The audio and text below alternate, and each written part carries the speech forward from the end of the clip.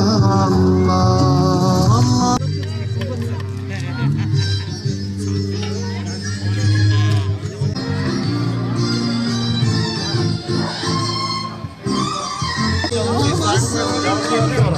Gel artık Allah'a kusur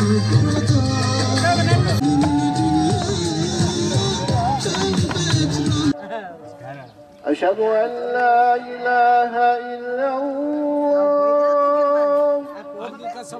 Eşhedü en la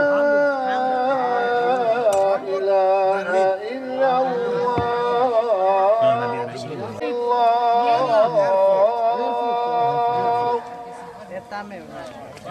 Hayy alel salah. Bismillah, elhamdülillah ve salatu ve selamu ala Resulillah.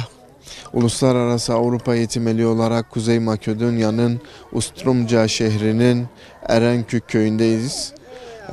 Bugün 4. gündeyiz Makedonya'da.